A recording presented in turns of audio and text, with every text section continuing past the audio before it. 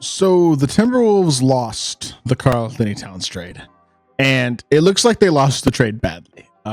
They got annihilated tonight at home by the Knicks. Shout out to Karl-Anthony Towns in his return to Minnesota, drops a 32 point, 20 rebounds, 6 assists, 2 steal, 10 of 12, 5 of 5 from 3. Absolute masterpiece all over the Minnesota Timberwolves.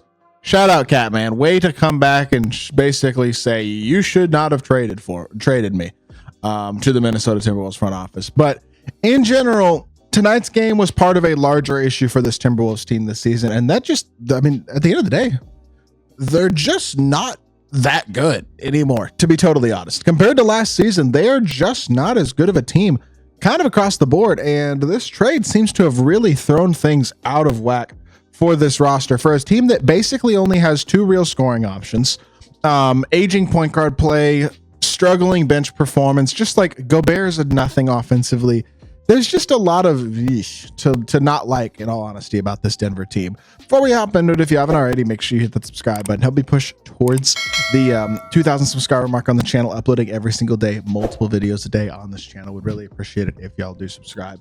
With that being said, without further ado, let's hop right into it. So, first things first, let's talk about these on-off numbers this season. 2 of the 3 worst Timberwolves from the guys who have played significant rotation minutes this season, which are these 8 players, are Donte DiVincenzo and Julius Randle. 2 of the, based on-off statistics, the 2 of the 3 worst players on the Timberwolves so far this season. I will also, and I feel like I have to mention, Rob Dillingham was not good tonight in 17 minutes. He was a -8, 2 of 7, 0 of 3 from 3. But more importantly for the season, he is -20 points per 100 possessions in admittedly a very small sample size. But still, definitely not flowing great with Rob Dillingham on the court so far this season. So that pick is looking a little rough to start the year anyway. But the biggest issue with this team is 2 things. Number one, there's not a great depth. I mean, there's not a great amount of depth. They really have 8 serious rotation guys.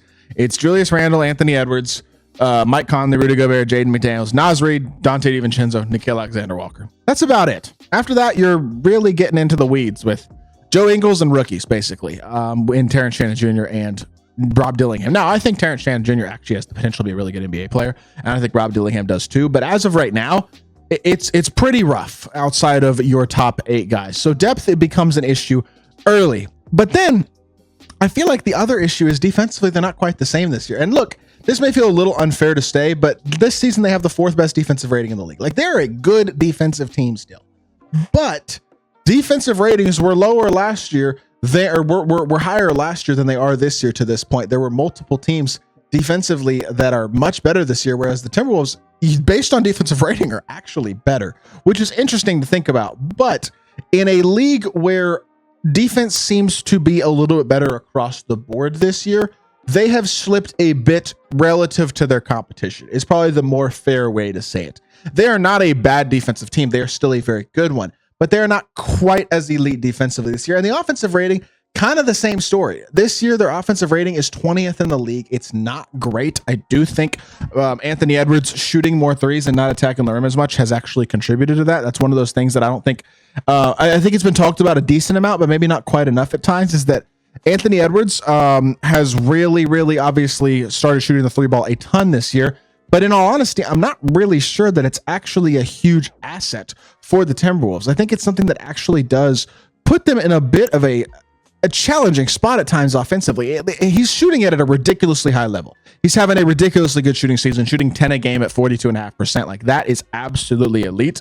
And you don't want to take that away from him. But I do think it does take away from what makes Anthony Edwards at times. That's kind of my point. And that's that rim pressure, ability to attack the rim and get to the rim and force those shots at the rim at a very high level.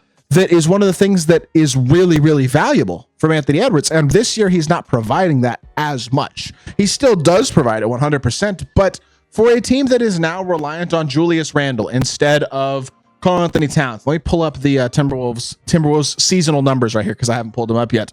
But I just, I think they're too reliant at this point on a small number of scores. Mike Conley, as he has gotten older, is really showing his age this year. I feel like for the first time in his career, shooting 35% from the field and 36% from three, yes, but he's really got no bounce off the dribble at all anymore. 30% at the rim this year is a disaster.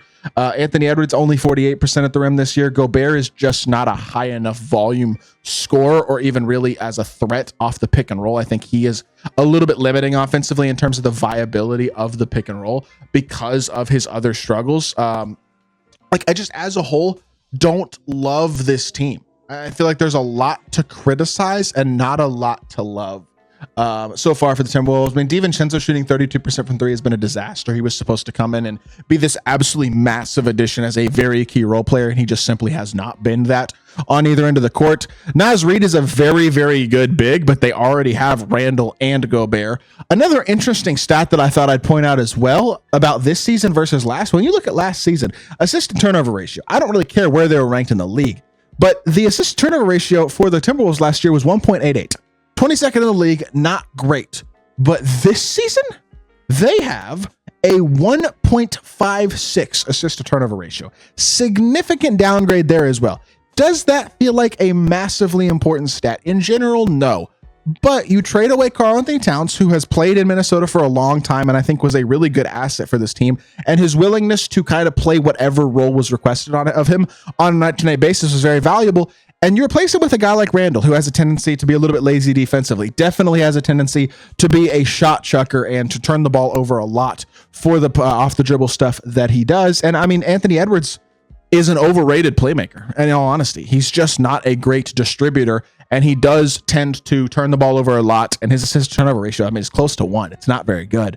As a whole, this team is not great this year. They're not bad at all. Like, I'm not going to sit here and say the Timberwolves are struggling or they're going to have a really rough year or they're not making the playoffs or anything like that. That would be ridiculous to say, right?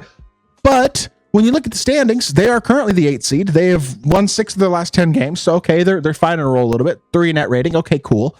But it's just not great. You know what I mean? It's just for a team that was expected to be a serious title contender this season, a team that made the Western Conference Finals last year and were 2 games away from the finals, like, in a very competitive series against Dallas, were super, super competitive and looked to be a contender for years to come. This has been a step backwards this year and a failed trade for sure at this point. I mean, Randall's actually had a pretty good year. I feel like you do have to give him credit for that. He's had a pretty solid year. But as a whole, this team is just not quite the same on either end of the court this year, and you're seeing that manifested in a just more mediocre team in a super tough Western Conference. Tonight's game was another great example of that. They were just plain and simple outmatched by the Knicks tonight. They got ran off the court at home.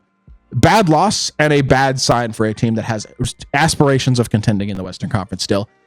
I'm not sure I believe in it happening this season. I'll be totally honest. I think they might be a little outclassed by the top of the West. With that being said, that is going to do it for this video. I hope y'all did enjoy. If you did, make sure you hit that like button, leave a comment, and subscribe.